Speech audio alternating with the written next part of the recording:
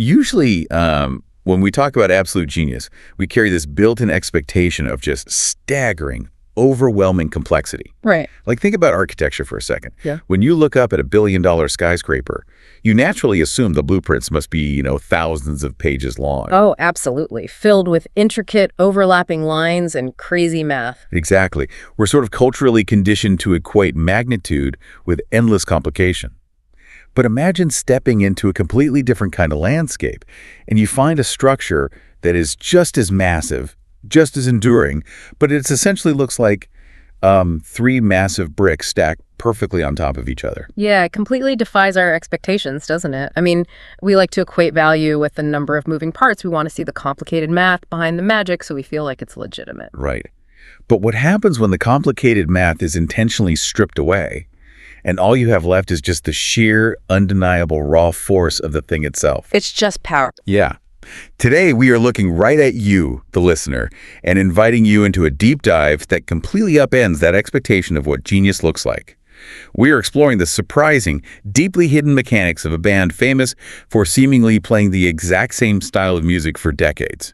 It is the ultimate exercise in deceptive simplicity, and frankly, it's a masterclass in execution. Okay, let's unpack this because we have a fantastic roadmap for our deep dive today. We really do. We are pulling from excerpts, visual artifacts, and the incredibly detailed table of contents from Martin Popoff's 2017 book. Right, published by Voyager Press? Yeah, Voyager Press. It's titled ACDC, Album by Album, and the premise of this book is just a massive undertaking. Popoff provides this track by track, album by album historical breakdown. Mm-hmm. He brings in an entire army of rock experts, and they painstakingly analyze 16 albums. 16?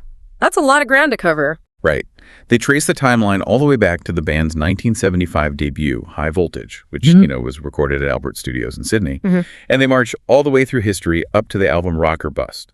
And our mission today is to take Popoff's incredible legwork and basically apply a more analytical lens to it. We want to dismantle that surface-level assumption that AC/DC is musically rudimentary. Yeah. We want to understand the actual physical mechanics of their sound, the organizational structure of what people refer to as their closed shop ethic, and the incredibly rare formula that allowed Australia's greatest rock export to survive against, well, impossible odds. Right out of the gate, the author hits us with a paradox about the band's fan base that completely rewired how I think about audience psychology. Oh, the Rush connection? Yes. Before writing this massive tome about AC/DC, Popoff's first book in this specific album-by-album series was about a completely different band. He wrote about Rush. The legendary fussy math rock pioneers themselves. I mean, a band known for 10-minute epics, 7/8 time signatures, and lyrics about philosophy.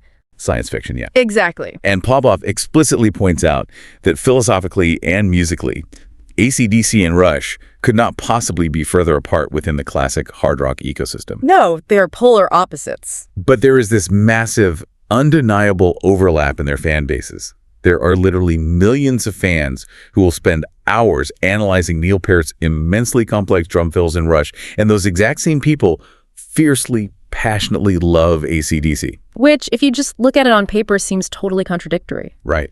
If your brain is wired to crave complex, progressive, highly technical rock music, why would that same brain find immense satisfaction in a band famous for 3-chord, straight-ahead, blues-based rock and roll? Popoff attributes this to a concept he calls the fuzzy lovability of both bands. Fuzzy lovability? Yeah, and I was thinking about this, trying to put my finger on the actual mechanism behind that appeal. I think it's a lot like someone who obsesses over a 20-course molecular gastronomy meal. Oh, I like this. You have a diner who appreciates the culinary theater. Yeah. Right? Foams, gels, smoke, under a glass, cloche ingredients they can't even pronounce. Sure. But that exact same person also fundamentally respects and actively craves a perfectly executed, no-nonsense diner cheeseburger. Yes. Because both require a very specific, intense kind of genius. What's fascinating here is that analogy perfectly isolates what is actually happening in the listener's brain. Yeah. It proves that human tastes are not monolithic. We don't just prefer one level of complexity. What we are actually drawn to is the absolute mastery of a form. Wow, yeah. Whether that form requires navigating a labyrinth of time signatures like Rush, or, delivering powerfully stripped-down primal energy like ACDC. The mastery is the draw. When an artist commits completely to their specific craft without compromise, it bypasses the analytical brain and just generates an intense emotional connection. And it creates a profound sense of trust, too. Yeah. You know exactly what you were getting when you put on an ACDC record. They aren't going to suddenly throw in a disco beat. Right. Or a synthesizer just to chase a radio trend. Consider how that translates to brand loyalty, even outside of music. For you, the listener, think about the brands, the products, or the creators you're fiercely loyal to. Mm-hmm. ACDC didn't try to be Rush, and Rush didn't try to be ACDC. They planted their flag and their core identity. In a modern world where every company is constantly told they need to pivot or reinvent themselves every 6 months to stay relevant, ACDC proves that unapologetic consistency is a perfectly viable, perhaps even stronger, strategy for longevity. But that intense consistency actually presented a massive hurdle for the author. Oh, for Popoff. Yeah, if ACDC is the perfect, straightforward cheeseburger, Popoff was legitimately terrified he wouldn't have enough ingredients to fill an entire book. I mean, it is a valid fear for any biographer. To write a compelling book, you need narrative arcs, you need evolution, you need shifting variables. Right, and the text notes that Popoff was initially daunted. He felt like there might be nothing to actually dissect because AC/DC is so famous for making what critics call the same record over and over again. Yeah, that old cliche. He specifically feared there would be a severe lack of nooks and crannies in the music to discuss. So he gathers his panelists, and he didn't just grab casual fans off the street. No, he brought in the heavy hitters. He assembled notable musicians and deep industry insiders. People like AC/DC's own legendary drummer Phil Rudd, drummer Simon Wright, Dave Ellison from Megadeth, Jay French from Twisted Sister, and the highly respected studio engineer Mike Frazier. That is a serious room. Right. And Popoff found that once you put these specific mechanics in a room, they could talk, shout, debate, and laugh endlessly about the micro details of Angus, Malcolm, Brian, and Bon. But let's play devil's advocate for a second here. Okay. Because a skeptical listener might say, look, we are still talking about a band that relies heavily on standard blues pentatonic scales and straight four rock beats. Mathematically speaking, compared to the wider world of music, it is incredibly simple. You could teach someone the chords to a classic AC/DC song in about 10 minutes. Here's where it gets really interesting, though. I have to push back on that, and I completely disagree with applying the word simple here. Okay, tell me why. Because learning the 3 chords might take 10 minutes, but making those 3 chords sound like a moving freight train takes a lifetime. That is very true. When a band intentionally limits their musical canvas, when they refuse to hide behind walls of synthesizers or layered vocal harmonies, every single flaw is exposed. And because the canvas is so stark, the tiniest variations carry massive seismic weight. The contrast principle in action. Exactly. The text gives us this incredible image of Popoff hunched over his CD player, constantly hitting rewind and fast forward to catch fresh revelations. Wow. He specifically mentions analyzing exactly what lead guitarist Angus Young does at the precise 28-second mark of a particular track. 28 sevenths in. Yeah, he is obsessing over a fraction of a second in a song that most critics just write off as caveman rock. And if we look at the mechanics of what he's actually listening for at that 28-second mark, he isn't listening for a complex chord change. No. He's listening for the physical execution. He's listening to the micro-hesitation before Angus strikes the string. He's analyzing a delayed vibrato or, the specific aggressive angle of the guitar pick attacking the heavy gauge strings. Yeah. He's listening to how rhythm guitarist Malcolm Young aggressively mutes his strings to create absolute dead silence between the chords. The silence is the nook and cranny. Precisely. True mastery in a minimalist form is entirely about micro-adjustments. It's the swing, the groove, the human element that is infinitely variable and incredibly difficult to replicate. Right. When everything in a song is huge and complex, nothing stands out. But when the arrangement is bone dry and militant, a single tiny guitar bend at the 28-second mark becomes the emotional climax of the song. And they applied that level of microscopic execution across a sweeping historical timeline that is, frankly, staggering to look at. Oh, absolutely. The book's table of contents lays out 16 chapters, moving from that micro-focus on a single guitar string to the macro evolution of an empire. The sheer volume of their output across those 16 albums is a narrative feat in itself. It really is. You see the progression in the early chapters. They cover the raw, hungry energy of albums like TNT, Dirty Deeds Done Dirt Cheap, and Let There Be Rock. Classics. You read about the hiring of new producers as they tried to refine that raw energy. You see this relentless, heavily strategized assault on the touring markets of Europe and America. They are actively building a global juggernaut. Right. But then, right in the middle of this massive, unstoppable upward trajectory, the book hits a pivotal narrative crux: the shocking death of frontman Bon Scott.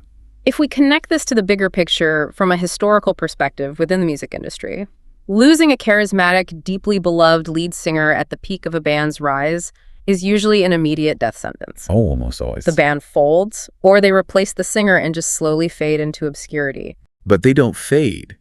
The text recounts how the band went from the intense, paralyzing grief of this tragedy straight into creating one of the biggest selling albums in the history of recorded music. It's unbelievable. They pivot directly into Back in Black. And the wildest part is how they did it. By bringing in a relatively unknown Geordie singer named Brian Johnson. And we should clarify the context of that for a moment. Bringing in a Geordie singer was a very specific cultural fit. Yes, so Geordie refers to someone from the Tyneside region of northern England, specifically around Newcastle. Right. It's an area historically defined by shipyards, heavy industry, freezing weather, coal dust. It's incredibly working class. So even though the Young brothers were operating out of the sunny heat of Australia, their internal ethos was entirely blue-collar and no-nonsense. When they needed a new singer, they didn't go to Los Angeles and hire some polished, theatrical pretty boy. They hired a guy from a freezing industrial town who literally wore a flat cap because he used to have glue in his hair from his day job installing car roofs. That is amazing. The grit just translated perfectly. Which points directly to the mechanism that allowed them to survive this tragedy in the first place. The author highlights something called the closed shop ethic. I kept seeing that phrase, closed shop ethic, while reviewing the sources. And I'll be honest, my initial read on that was fairly negative. Really? Well, it sounded to me like they were just incredibly stubborn, maybe paranoid about outsiders, and just refused to listen to anyone's advice. Is that what actually saved them? It's less about paranoia and much more about extreme, uncompromising quality control. Okay. Think of the closed shop ethic not as stubbornness, but as a deliberate business and creative structure. To use a modern analogy, ACDC wasn't an open source software project where anyone could come in and write a piece of code. Right. They were Apple. They were a completely closed, tightly controlled ecosystem. Oh, they own the hardware and the software. Exactly. The core of the band, driven by the Young brothers, relied entirely on internal family dynamics and a deeply trusted inner circle. They didn't collaborate with trendy outside songwriters. Right. They didn't let record executives dictate their image. When a critical piece of their machinery broke, when Bon Scott tragically died, they didn't look to the outside industry for a solution. They closed ranks. They closed ranks, grieved internally, and found someone in Brian Johnson who could step into their unbreakable system without trying to change the source code. They fiercely protected the recipe. Yes. And that is a profound lesson in organizational resilience. When your internal culture is that clearly defined and heavily fortified, you can weather immense external shocks. You don't shatter under pressure. You just absorb the impact and keep moving forward. And the result of that resilience isn't just a great story, it's a tangible, physical legacy that spans the globe. Which actually brings us to the visual ephemera provided in our source material. Oh man, the visual assets in this deep dive are fantastic because they really ground the myth in reality. They do. First, you have the cover of Popoff's book itself. It features this incredible shot of Angus Young, shirtless, completely drenched in sweat, and this deep, visceral red light. He's gripping his signature SG guitar, mid-headbang. You can practically hear the photograph. Yes. But then, scattered throughout the source images, we see these backstage passes. The literal physical footprints of their endurance. Yeah.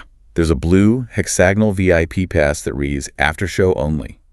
It's specifically from the Flick of the Switch tour, dated November 18th, 1983, for a show in Detroit, Michigan. Wow, November 83. Then there's another VIP pass, a red rectangular one, also for Flick of the Switch, but this one gets you backstage at MSG Madison Square Garden in New York. Right. And there's a red triangular pass for the Stiff Upper Lip after show. Now, a listener might look at that and ask, why are we analyzing tiny pieces of cardboard from 1983? I had that exact thought. At first glance, it's just old cardboard. Like, why does this matter to this story? But then it hit me. We could talk about 16 albums and millions of record sales all day long, but those are just abstract numbers. Exactly. These passes represent the grueling physical logistics of making that success happen. They are tactile anchors to the history. For a band of this scale, the history isn't solely located in the audio tracks recorded in Albert Studios. The music is the atmosphere, sure, but the execution of that music happened on the ground, night after night, in different cities across decades. It takes this mythical rock and roll narrative and makes it incredibly granular. You can mentally hold November 18th, 1983 in your hand. You think about the freezing cold outside the arena in Detroit, the smell of the venue, the sheer physical exhaustion of playing that ferociously. And the reality that they had to wake up the next day, pack the trucks, and do it all over again in another city. Exactly. When Popoff describes his book as an action-packed love letter, these artifacts are the stamp on the envelope. They prove that while the music might rely on a seemingly straightforward formula, the sheer logistical discipline required to execute that formula globally, surviving shifting trends and immense personal tragedy, is monumental. Behind every iconic album cover, behind High Voltage, behind Back in Black, behind Rock or Bust, there were thousands of these specific sweat-drenched nights. So, to pull all of these threads together for you today, what initially seems like the most straightforward rock band on the surface, a group historically mocked by critics for allegedly playing the same record over and over again, actually holds an infinite universe of nooks and crannies. Absolutely. Through 16 albums, through the brutal tragedy of losing Bon Scott, this band's closed-shop ethic and their relentless dedication to mastering their specific craft have united millions.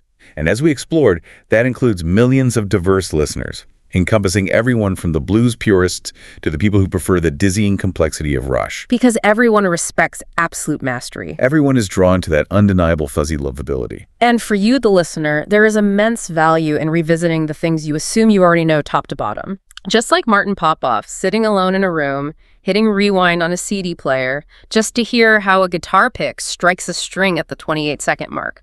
Sometimes you need to apply a focused analytical perspective to hear the vital nuances you've been missing in the things you take for granted. Which leaves us with a really powerful final thought to mull over. If a band is globally famous for never changing, yet millions of fans can endlessly dissect the microscopic details of their groove, their swing, and their execution, perhaps true mastery isn't about constant reinvention at all. Wow. Maybe true mastery is the perfect, relentless execution of a singular vision over a lifetime. So think back to those complex architectural blueprints we mentioned at the start. If genius doesn't always require thousands of overlapping lines and endless complications, what specific areas, skills, or people in your own life are you undervaluing right now simply because they look simple on the surface?